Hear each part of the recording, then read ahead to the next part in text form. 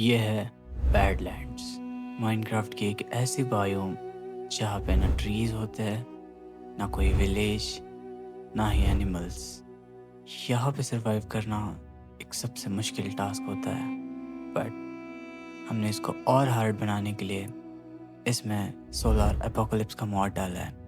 तो आज हम लोग सरवाइव करने वाले हैं माइनक्राफ्ट का hardest mod. Wait, what's that noise? Oh my god, my PC! Okay, तो आप सभी लोगों ने इंट्रो तो देख ही लिया होगा, उसमें काफ़ी मेहनत लगी है by the way. Welcome back guys. आज हम लोग खेलने वाले हैं माइनक्राफ्ट का एक हार्डेस्ट मॉड। जी हाँ, हमने सही सुना है, एक हार्डेस्ट मॉड। एंड ये हार्ड इसलिए है क्योंकि ये सोलर एपोकलिप्स है। जी हाँ, एंड पीछे आप देख सकते हैं मेरे सूरज। अभी तो ये काफ़ी मासूम एंड छोटा सा लग रहा है, नॉर्मल जैसे, बट जैसे जैसे दिन बढ़ेंगे ये काफ़ी दिक्कत देने वाला है हम लोगों को। एंड ट्रस्ट में काफ़ी ज़्यादा दिक्कत। बट अभी हम इसको सरवाइव करने वाले हैं एंड आपको दिखाने वाले कि कितना मुश्किल होता है यहाँ पे सरवाइव करना। एंड ये इतना मुश्किल इसलिए है क्योंकि यहाँ पे कुछ भी नहीं है, क्योंकि ये एक सबसे घटिया बायोम है, बैडलैंड्स। ना यहाँ पे वुड है, ना ही मॉब स्पॉन होते हैं जिनको हम मार के खाना ले सके, एंड ना ही टूल्स बना सकते हैं क्योंकि क्राफ्टिंग टेबल ही नहीं होगी। सो हमें सबसे पहले एक माइन शाफ्ट ढूंढनी पड़ेगी क्योंकि वही एक सोर्स है जहाँ से हम वुड ले सकते हैं। एंड ऑलरेडी शाम होने को है, मतलब मॉब स्पॉन होंगे। एंड फिर हाँ, एक बात तो मैं बताना भूल ही गया, ये माइनक्राफ्ट हार्डकोर है। एंड यहाँ पे अगर हम एक बार मर गए तो दोबारा स्पॉन नहीं हो सकते। एंड यहाँ पे मॉब स्पॉन होना शुरू भी हो गए थे। ये मकड़ी ऐसी की तैसी।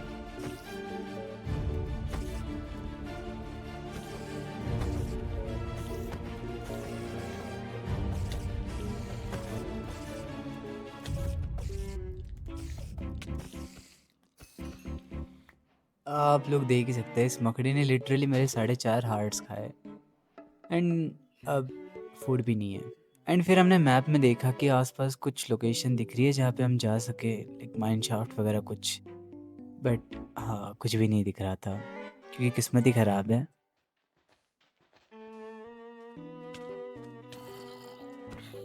One heart, one heart, one heart, one heart, one heart.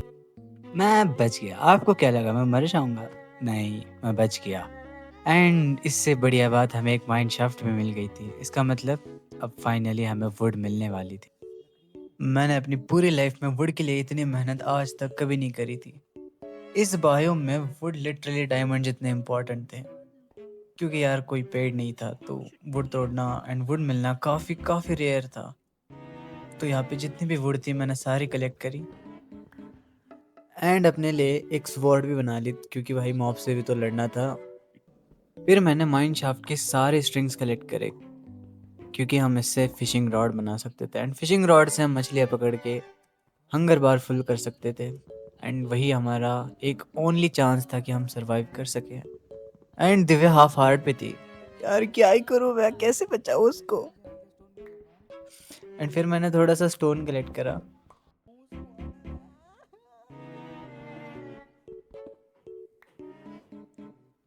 And फिर हमने फिशिंग रॉड बना ली एंड हम मछलियाँ पकड़ने लग गए।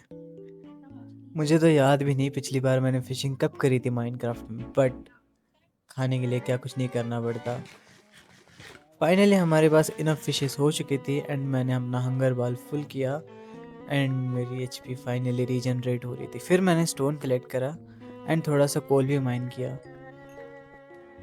एंड माइनिंग से लौटने के बाद हमने दोबारा फिशिंग करी। ये तो क्यों नहीं खत्म होता। अगले दिन हम उसी माइन शाफ्ट में दोबारा गए क्योंकि बहुत कुछ रह गया था पिछले बार, तो हम इस बार अच्छे से एक्सप्लोर करने आए थे इसको। एंड मुझे यहाँ पे लिटरली डार्क ओक के लॉग्स मिल गए पूरे के पूरे, तो मैंने सारे दबोच लिए।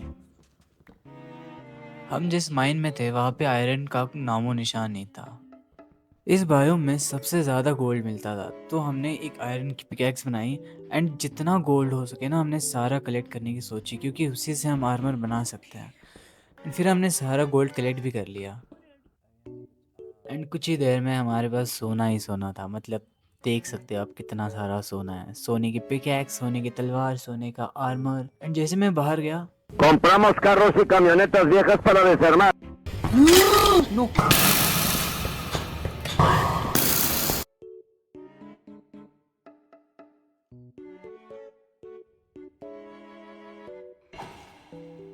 और मैं फिर से बच गया। आपको क्या लगा था मैं मर जाऊंगा?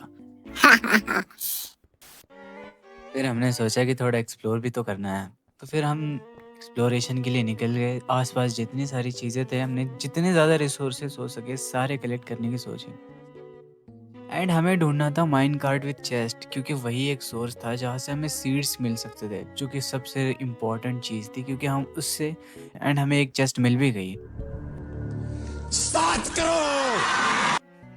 और हमें यहाँ इस चेस्ट में मेलन सीड्स मिल भी गई। एंड हमने सारा का सारा लूट दबोच लिया। एंड चेस्ट से लूटने के बाद हमने सोचा कि हम और फिशिंग करेंगे। तो करना, परेशान हो गए हम लोग 2.5 साल से, ये भी परेशान हो गए, हम भी परेशान हो गए, करो फिर। हाँ कर रहा हूँ, क्योंकि पापी पेट का सवाल है, करना ही पड़ेगा। और गेस व्हाट, हमें एक नदर पोर्टल भी मिला जिसके चेस्ट में लिटरली खजाना था। खजाने से कम नहीं था, क्योंकि यहाँ पे 2 गोल्डन एप्पल थे और एक प्रोटेक्शन 4 की चेस्ट प्लेट भी। तो फिर क्या था, मैंने सारा लूट उठाया। मेरे को लगा कि इससे बढ़िया क्या ही हो सकता है हमारे साथ, बट इस वाली चेस्ट में हमें लिटरली 2 डायमंड्स मिले।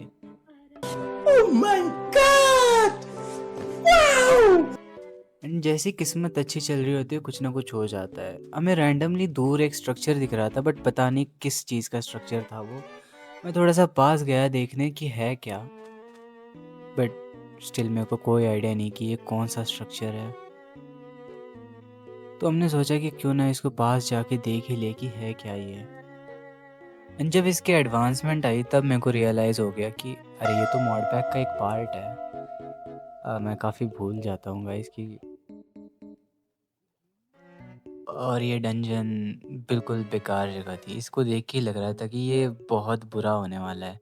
स्टिल मेरे को लगा कि इसके अंदर कुछ चेस्ट वगैरह होगी, तो मैं इसको देखने गया और ये काफ़ी क्रीपी लग रहा था बाहर से ही।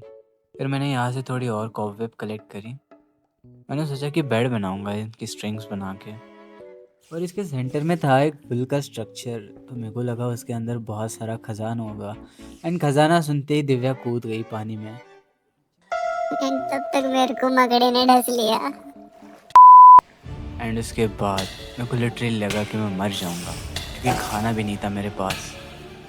एंड तब कुछ ये हुआ।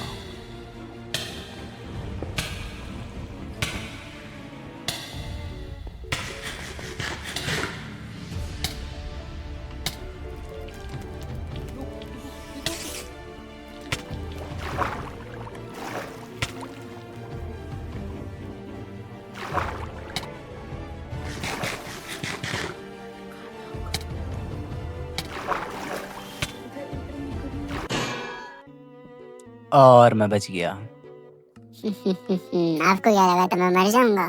कहीं मैं भगवान तो नहीं हूँ गाइस। बंद करो हाथ जोड़ के। मैं मॉब्स ज़्यादा स्पॉन ना हो इसलिए हम दोनों सो गए। एंड जैसे ही सुबह हुई हमने देखा कि सोलर एपोक्लिप्स शुरू हो चुका था। सारा समंदर सूख रहा था एंड डेजर्ट के ब्लॉक्स भी चेंज हो रहे थे। सब कुछ डस्ट में बदल रहा था। तो हमने हमारा सारा बोरिया बिस्तर इकट्ठा किया एंड एक सेफ जगह ढूंढने के लिए निकल गए। आसपास जितना भी पानी था वो सब इवेपोरेट हो रहा था, बट जो पानी का नीचे वाला एरिया था वो अभी भी नॉर्मल था। तो इतना तो समझ गया कि पानी के नीचे हम सेफ रह सकते हैं। एंड जहाँ जहाँ सनराइज पड़ रही है वो सारा एरिया डस्ट में कन्वर्ट हो रहा था, विच मीन्स कि हमें कुछ केव लाइक एरिया ढूंढना पड़ेगा जहाँ पे हम हमारा बेस बना सकें। जितना एरिया हमारे रेडियस में था वो सारा एरिया डस्ट में कन्वर्ट हो रहा था। हमें एक और माइन शाफ्ट मिली जहाँ से हमने ज़रूरी सामान उठा लिया। एंड दूर दूर तक बस डस्ट ही डस्ट थी। लिटरली पूरी रिवर सूख रही थी, ब्लॉक बाय ब्लॉक सब कुछ तबाह हो रहा था। एंड ये तो बस डे 6 था। जैसे डे बढ़ेंगे गर्मी और बढ़ेगी, तो उससे पहले हमें एक एरिया ढूंढना था जहाँ पे हम बेस बना सकें। और काफ़ी ज़्यादा ढूंढने के बाद हमें एक ऐसा एरिया मिला जो अंडरग्राउंड था एंड सेफ भी लग रहा था। यहाँ पे घर बनाया तो जा सकता था क्योंकि यहाँ पे केव के नीचे पानी भी था। सो हमारे लिए एक प्लस पॉइंट था क्योंकि हम यहाँ पे मछली भी पकड़ सकते थे। फिर मैंने एक शील्ड बनाई एंड मैंने उस केव में जितना भी आयरन था वो सारा कलेक्ट किया क्योंकि एटलीस्ट हम आयरन का आर्मर बना के सेफ रह सकते थे। फिर मैंने आयरन का आर्मर क्राफ्ट किया मेरे लिए और दिव्या के लिए। एंड गर्मी इतनी बढ़ चुकी थी कि लिटरली केव से एक ब्लॉक बाहर जाते ही हम जल रहे थे। हमने हमारे पास जितने रिसोर्सेज थे उससे एक छोटा सा बेस बना लिया था। तब तक दिव्या ने एक छोटा सा फार्म भी बना लिया था। अब हमारे पास एक फूड सोर्स था, अच्छा आर्मर था। हमने शुरू के 10 दिन तो इस मॉड पैक में सर्वाइव कर लिए थे, जो कि काफ़ी मुश्किल टास्क था। एंड अगर आपको ऐसी वीडियोस पसंद आते हैं तो हमारे चैनल को सब्सक्राइब कर दीजिए क्योंकि हम ऐसी वीडियोस लाते रहते हैं। तो make sure to share our channel, like करना वीडियो को मत भूलना एंड सब्सक्राइब भी करना। तब तक के लिए बाय बाय।